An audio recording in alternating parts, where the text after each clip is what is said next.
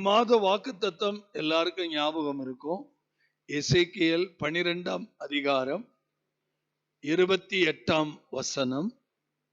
ஆகையால் என் வார்த்தைகளில் ஒன்றாகிலும் இனி தாமதிப்பது இல்லை என்று கர்த்தராகிய ஆண்டவர் உரைக்கிறார். நான் சொன்ன வார்த்தை நிறைவேறும் என்று கர்த்தராகிய ஆண்டவர் உரைக்கிறார் என்று அவர்களோடு சொல் என்றார். இம்மாதத்துல நம்ம அடிக்கடி அறிக்கை பண்ணணும், என் வார்த்தைகளில் ஒன்றும் தாமதிப்பதில்லை, கர்த்தர் சொன்ன வார்த்தை நிறைவேறும். அப்படியே எல்லாரும் பேசுவோமா? கர்த்தர் சொன்ன வார்த்தை எதுவும் தாமதிப்பதில்லை, கர்த்தர் சொன்ன வார்த்தை நிறைவேறும். இத மட்டும் இந்த மார்ச் முடிகிற வரைக்கும் யார் பிரசங்கம் பண்ணாலும் வார்த்தை வார்த்தை இத கீயா வச்சுக்கிட்டு எவ்வளவு வார்த்தைகளை கொடுக்க முடியுமோ நம்ம கொடுக்கலாம். அல்லேலூயா. சரி, ஆண்டவருடைய பரிசுத்த நாமம். நான் பெரிய பிரசங்கல்ல, ஒரே அதிகாரத்திலிருந்து 3 காரியம். லூக்கா புஸ்தகம் 4ஆம் அதிகாரம் 4ஆம் வசனம்.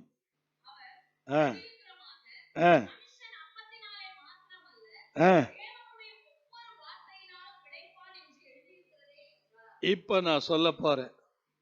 பார்த்த சாரதி பார்த்தாலும் பரவாயில்ல, பார்க்காத சாரதி பார்த்தாலும் பரவாயில்ல, தேவனுடைய வார்த்தையினால் நான் பிழைப்பேன். பக்கத்துல கை கொடுத்து சொல்லுங்க, தேவனுடைய. இதுக்குதான் நம்ம அந்நிய பாஷை பேசணுங்கிறது. அந்நிய பாஷை பேசும்போது தைரியம் வரும், அந்நிய பாஷை பேசும்போது வெளிப்பாடு வரும், அந்நிய பாஷை பேசும்போது நமக்கு நிறைய ஆன்சர் கிடைக்கும், அந்நிய பாஷை பேசும்போது நமக்கு தடைகள் எல்லாம் மாறிடும். கல்யாணம் ஆகாத பிள்ளைங்க டெய்லி 2 மணி நேரம் அந்நிய பாஷை பேசுங்க, ஏற்ற வரன் முன்னாடி வந்து நிற்கும். சவால் விட்டு சொல்றேன். நேற்றுக்கு அகஸ்டின் பிரதரும் அவருடைய துணைவியாரும் என்னை பார்க்க வந்தாங்க. அகஸ்டின் பிரதர் ஒரு வார்த்தை சொன்னார். எசேக்கியேல் 12:28 வாக்குத்தத்தை சொல்லிட்டு நான் அந்த இடத்துல ஜெபிக்க வரும்போது நீங்க ஒரு வார்த்தை சொன்னீங்க, ஞாபகம் இருக்கான்னு கேட்டார். ஞாபகம் இல்லை சொல்லுங்கன்னு. இந்த மாதத்துல நல்ல செய்தி உங்க காது கேட்கும், போங்கன்னு சொன்னீங்க. அதே மாதிரி இந்த மாதத்துல என் பிள்ளைக்கு நிச்சயதார்த்தம் முடிஞ்சு விட்டது. என் மூத்த மகளுடைய திருமணம் அருமையாய் நடக்க போகுது. கர்த்தர் நல்லவர். ஆவிக்குரிய பையன்தான், கர்த்தர் நல்லவர். நல்ல கவனிங்க, மனுஷன் அப்பத்தினால் மாத்திரம் தேவனுடைய ஒவ்வொரு வார்த்தை, இதுதான் ரொம்ப முக்கியம். எந்த வார்த்தையும் நம்ம அலட்சியப்படுத்திடக்கூடாது. ஒவ்வொரு வார்த்தையினாலும் நமக்கு பிழைப்பு இருக்குது. நமக்கு உழைப்புல பணம் வருதோ இல்லையோ, தேவ வார்த்தையில பிழைப்பு இருக்குது. பக்கத்துல கை கொடுத்து சொல்லுங்க, உழைப்புல பயன் இருக்கோ இல்லையோ, தேவ வார்த்தையில பிழைப்பு இருக்குது. அல்லேலூயா, ஆமென். ஒரு 3 வார்த்தை சொல்லி உங்களை ஆசீர்வதிக்க விரும்புறேன். முதல் வார்த்தை லூக்கா 4ஆம் அதிகாரம். முதல் வார்த்தை லூக்கா 4ஆம் அதிகாரம். முதல் வார்த்தை லூக்கா 4ஆம் அதிகாரம் 21ஆம் வசனம், 22ஆம் 20ல படிங்க. 20, 21, 22.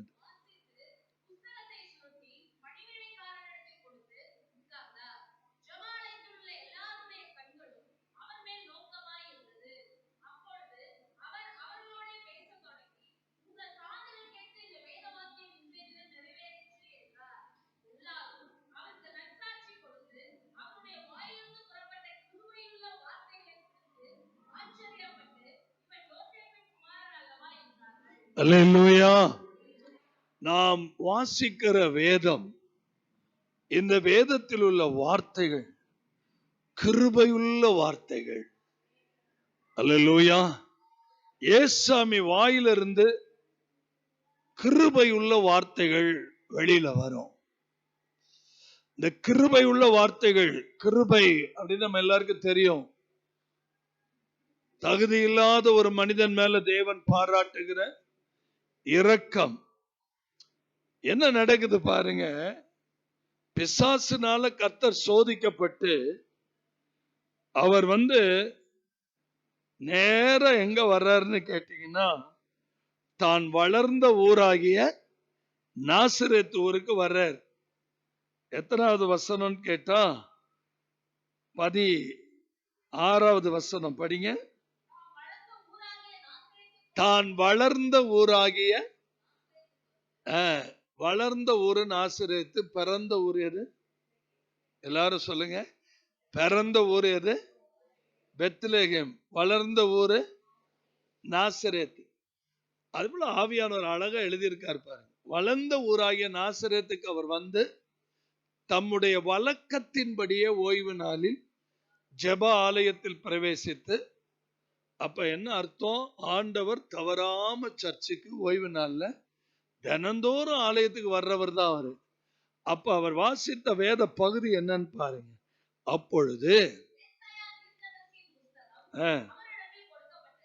இந்த மாதிரி பைபிள் அப்ப கிடையாது. கவனிக்கிறீங்களா? இந்த மாதிரி பைபிள் அப்ப கிடையாது. இன்னொன்னு சொன்னா ஆச்சரியப்படுவீங்க. இந்த கந்தாகை மந்திரி படிச்சது என்ன புஸ்தகம் தான்? ஏசாயா புஸ்தகம் தான் படிச்சார். தனித்தனி புஸ்தகம். பழைய ஏற்பாட்டு ஏசாயா அந்த 8 சுருளை எடுத்து, அது மாதிரி புஸ்தகம்லாம் கிடையாது. அப்ப தோல் சுருள் தான். அவர் பாருங்க, ஏசாயா 53ஆம் அதிகாரத்தை படிச்சார். நம்ம ஆண்டவர் எதை படிக்கிறாரு? ஏசாயா அது படிங்க. கர்த்தருடைய ஆவியானவர் என்மேல் இருக்கிறார், என்னை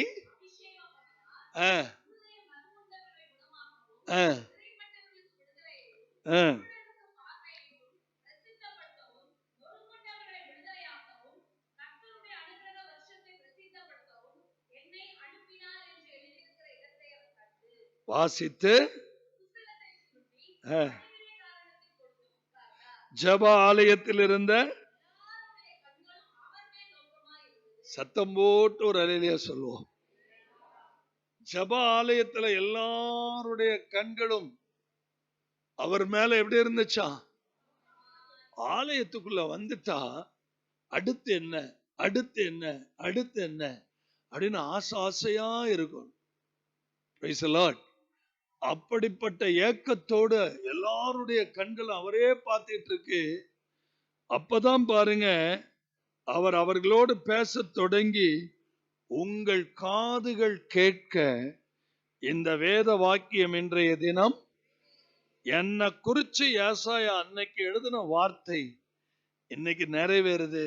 நான் அதை படிச்சு அப்படி சொல்லிட்டு அவர் நற்சாட்சி கொடுத்து அவருடைய வாயிலிருந்து புறப்பட்ட கிருபையுள்ள வார்த்தைகளை குறித்து ஆச்சரியப்பட்டு, இவர் யோசேப்பின், அதற்கு பாருங்க அவர்களை பார்த்து அவர் என்ன பேசுறார்? வைத்தியனே என்கின்ற பழமொழியை சொல்லி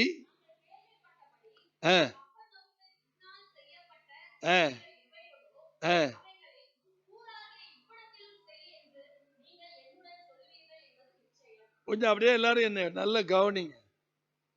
கப்பர்நகூம்ல இவ்வளவு பெரிய அற்புதங்களை எல்லாம் செய்தீங்களே, எங்க ஊர்லயும் செய்வீங்க அப்படின்னு சொல்லுவீங்கிறது. 4 பேர் வந்தாங்கல்ல நைட் பிரேயருக்கு, அதுல தினகரன் என்ன சொன்னார் தெரியுமா? பிரேயர்ல கொண்டு போனார்ல முதல் வந்த உடனே அவர் தினகரன் என்ன சொன்னார் தெரியுமா? அண்ணே, தண்டி வயிறு ஊதி போய் பச்சை நரம்பெல்லாம் புடைக்கிற மாதிரி வெளியில ஓட்ட போட்டு யூரின் டியூபோட வந்தவன உங்க கைனால தொட்டு விடுதலை பண்ணின இந்த கைய, அவன் இன்னைக்கு கல்யாணம் ஆகி புள்ள குட்டியோட இருக்கான். அந்த தேவன் உங்க வயிறை சும்மா விடுவாரான? இதுதான் அவர் வந்த உடனே சொன்ன வார்த்தை. இவ்வளவு பெரிய அற்புதம் உங்க கைகள்ல செய்த தேவன். ஏசாமி இதைத்தான் சொல்றார். என்ன சொல்றாரு பாருங்க, கப்பர்நகூம்ல பண்ணினியே எங்க ஊர்லயே வந்து என்ன பண்ண செய்யே அப்படி நீங்க சொல்லுவீங்க. அடுத்த வசனம் பாருங்க.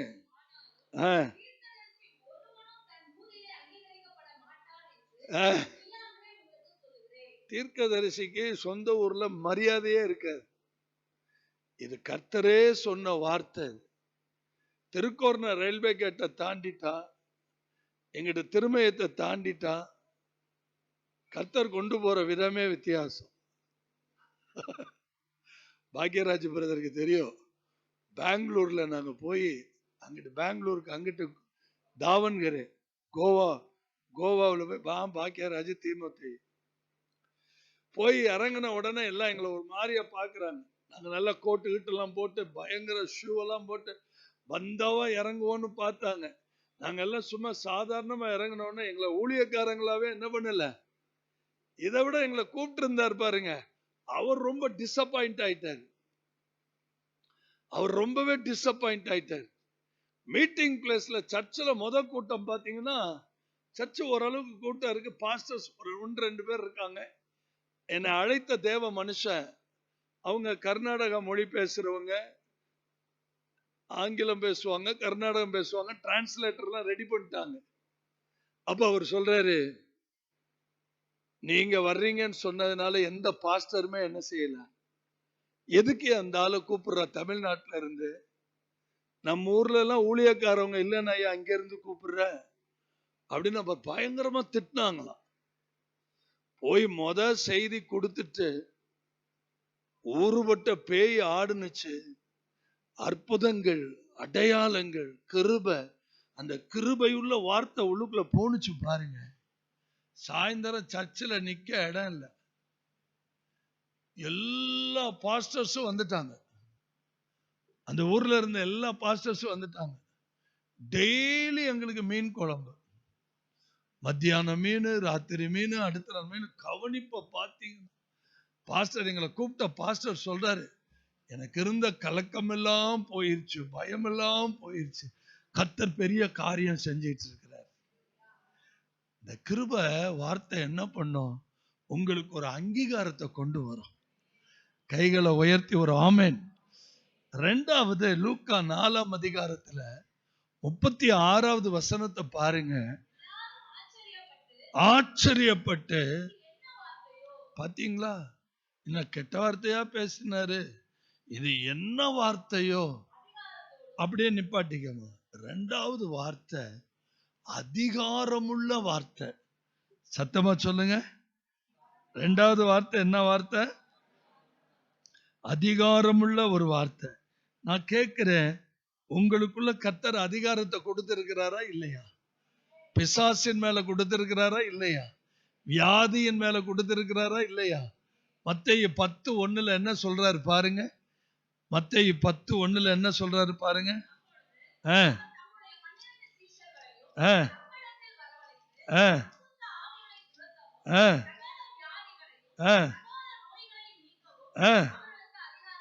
அதிகாரம் கொடுத்தாருன்னு சொல்றவங்க அல்லேலூயா சொல்லுங்க. என்ன சத்தமா ஒரு ஆமென் சொல்லுங்க. அதிகாரம் கொடுத்தாரா? அதே தேவன். லூக்கா 10:19 படிங்க. லூக்கா 10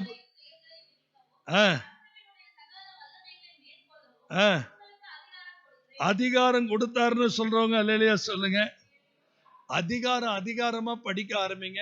இன்னையிலிருந்து 100 நாட்கள், அன்னையிலிருந்து 100 நாட்கள், அன்னையிலிருந்து 100 நாட்கள், 300 நாட்களை பிரிச்சு 3 முறை வேதாகமத்தை முடிப்பேன் திட்டமிடுங்க.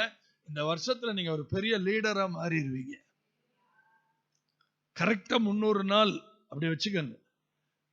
300 நாள் இன்னைக்கு 290, ஏறக்குறைய இன்னைக்கு 69வது நாளுங்க. இன்னைக்கு 69வது நாள், நாளைக்கு 70வது நாள். நீங்க நேத்தையில இருந்து கணக்கு பண்ணீங்கன்னா 100 நாள், 100 நாள், 100 நாள், 300 நாள் பிரிச்சுக்கங்க. முதல் 100 நாளைக்கு ஒரு முறை பைபிளை படிக்கிறேன், முடிச்சாருங்க. அடுத்த 100 நாளைக்கு ஒரு பைபிளை முடிக்கிறேன், அடுத்த 100 நாள். அப்ப இந்த வருஷத்துல 3 முறை பைபிளை முடிக்கிறீங்க. முடிச்சிட்டீங்கன்னா மணமேல்குடியில சபை வந்துடும், ஆவுடையார் கோயில சபை வந்துடும், கரமக்குடியில சபை வந்துடும். எல்லா தாலுக்காவிலையும் சபையை ஸ்தாபிச்சா ஆகுறோம். சத்தம் அல்ல, ஒரு வைராக்கியம் எடுங்க, உங்க அதிகாரத்தை பயன்படுத்துங்க. பாஸ்டர் நீங்க இருங்க, நாங்க போய் சபையை பார்த்துக்கிறோம்னு கிளம்புங்க. என்னை பொறுத்த வரைக்கும் யாரும் இங்க இருக்கக்கூடாது, கிளம்பி கிளம்பி போகணும். ஒவ்வொரு இடமா போய் நீங்க ஊழியம் செய்யணும், அசைக்கணும். அல்லேலூயா. இன்னொரு காரியத்தை சொல்லி முடிச்சிடுறேன். அதே 4:36 பாருங்க. அதே 4:36 என்ன சொல்றாரு? அதிக வல்லமை, அவருடைய வார்த்தையில என்ன இருந்துச்சு? வல்லமை இருந்ததுனால அசுத்த ஆவிகளுக்கு அவர் என்ன பண்ணாருங்க? கட்டளையிட்டார். சத்தம் போட்டு சொல்லுங்க.